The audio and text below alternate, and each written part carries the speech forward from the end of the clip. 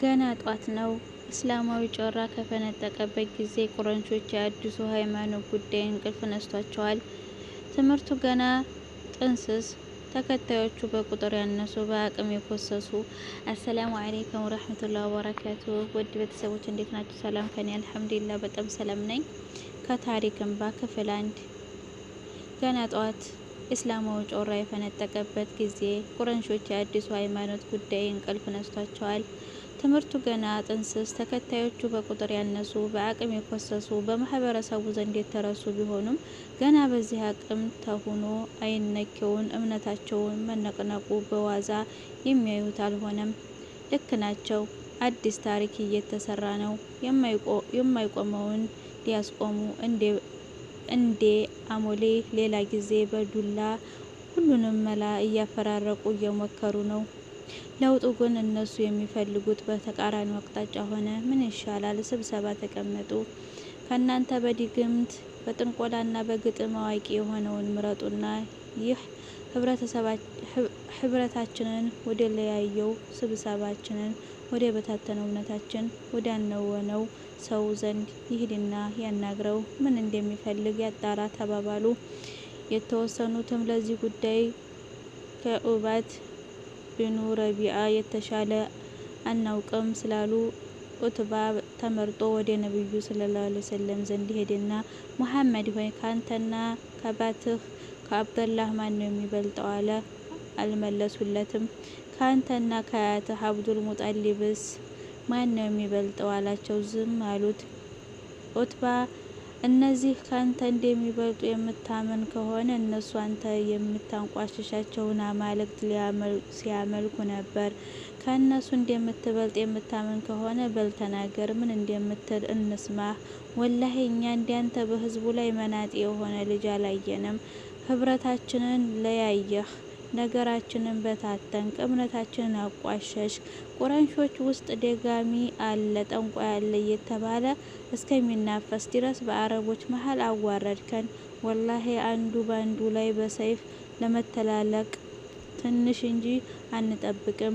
አንተ ሰውዬ ችግር ካለብህ ከቁረይሾች ሁሉ ቁጥር አንድ ሀብታም እስከምትሆን ድረስ ገንዘብ እንሰበስብልሃለን። ችግርህ የስሜት ከሆነ ከቁረይሽ ሴቶች የፈለከውን ምረጥ፣ 10 እንድርሃለን። ነቢዩ ሰለላሁ ዐለይሂ ወሰለም ጨረስክ ሲሉት አዎ አለ። ከዚያም ቢስሚላህ ራህማን ራሂም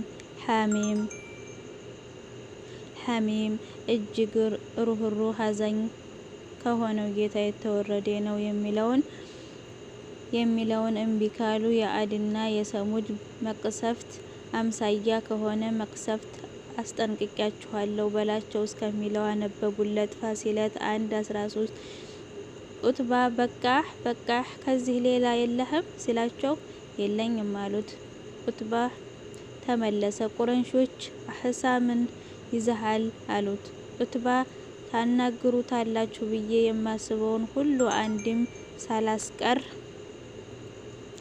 ሳላስቀር አናግሬዋለሁ። ቁረይሾች እናስመለሰልህ? ኡትባ አዎ፣ ግን በአድና በሰሙድ ላይ የደረሰው አይነት መቅሰፍት ከማስጠንቀቁ ውጪ ከተናገረው ምንም አልገባኝም። ቁረይሾች ወዮልህ፣ በአረበኛ እያናገረህ የተናገረው አልገባህም? ኡትባ በጭራሽ ወላሂ ስለ መቅሰፍት ከማውራቱ ውጭ ምንም አልተረዳሁትም አለ። ሶሒሁ ሲረቱን ነበዊያ አልባኒ 159 እስከ 162። ከዚህ አስደናቂ ታሪክ ከምንወስደው ትምህርት ውስጥ ጥቂቱን እንመልከት። ኡትባ ሙሽሪክ ከመሆኑም ጋር ደጋግሞ ወላሂ እያለ በአላህ እንደማለ ተመልከቱ። ይህ እነዚያ አጋሪዎች በአላህ ፈጣሪነት ያምኑ እንደነበር ያስረዳል። ችግራቸው ኢባዳ ለሱ ብቻ አለመጥራታቸው ነው። ሰውየው መቅሰፍት እንዳይወርድበት መስጋቱ የነቢዩን ሰለላሁ ዐለይሂ ወሰለም ነብይነት እያወቁ ለመቀበል ግን ድርቅና እንዲያገዳቸው ይጠቁማል።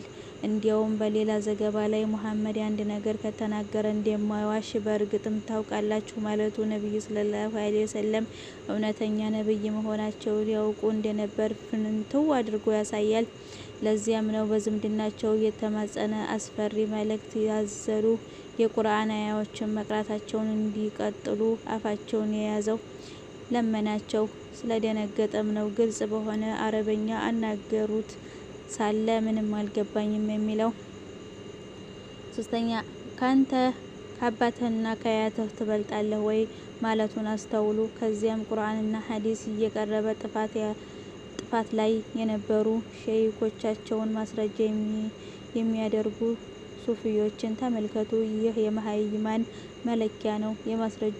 የማስረጃቸው ጣሪያ መሃይምን አባቶችን ማጣቀስ ነው።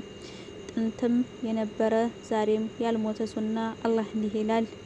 ልክ እንደዚሁ ከበፊትም በየትኛይቱም ከተማ ውስጥ አስጠንቅቄን አልላክንም?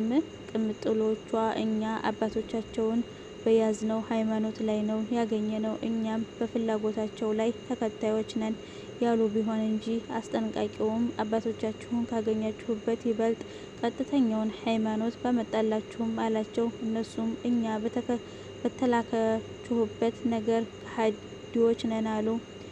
አዙሁሩፍ 23-24 ሌላው ቀርቶ ፊርዓውን እንኳ ሲሟገቱበት የነበረው ማስረጃ ይህ ነበር። ህብረታችንን ለያየህ የሚለው የኡትባህ ክስ አስተውሉ፣ እውነቱን ነበር። ነቢዩ ሰለላሁ ዐለይሂ ወሰለም ህብረታቸውን በትነዋል። ህብረታቸውን በጸረ ተውሂድ ነበርና ህብረታቸውን ሐቅ ላይ የተመሰረተ አልነበረምና። ህብረት አስፈላጊ ነው፣ አንድነት ኃይል ነው። ባይሆን ህብረት ከተውሂድ በላይ አይደለም። ስለሆነም ተውሂድን የሚደፈጥጥ ሽርክን የሚያነግስ ህብረት ነቢያዊ አስተምሮትን የተከተለ እንዳልሆነ ከዚህ ታሪክ እንማራለን። ዛሬ ነቢዩ ሰለላሁ ዐለይሂ ወሰለም ያደረጉት እንደነበረው ስለ ሽርክ፣ ስለ ተውሂድ ሲወራ አንድነታችን አትበትኑ በማለት ለተውሂድ ጥሪ እንቅፋት የሚሆኑ ብዙ ናቸው። ልቦና ያለው ያስተውል።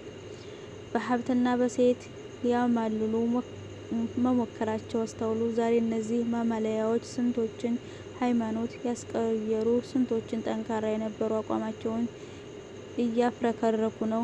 ተምሳሌታችን ግን ከእቁብ አልቆጠራቸውም። ጥሩ ነው፣ ገንዘቡን ስጡኝ፣ ከዚያ እያንዳንዱን በገንዘብ አፉን ይይዘዋለሁ፣ ድሃውን በሆዱ ገዛዋለሁ አላሉም። መልካም፣ ከዋና ዋና ቤተሰቦች ቆንጆ ቆንጆ ሴቶች ስጡኝ፣ ቀስ አድርጌ በአማችነት ገብቼ እሰብካቸዋለሁ፣ በሂደት እቆጣጠራቸዋለሁ አላሉም። ይሁን ስልጣኑን አስረክቡኝ፣ ከዚያም ሁሉንም በሂደት አንበረክካቸዋለሁ አላሉም። ማንም እንደሚረዳው ሂክማ ስለማያውቁ ግን አልነበረም። ይሄ ሂክማ ስላልነበረ እንጂ በድጋሚ ተጠለፈ።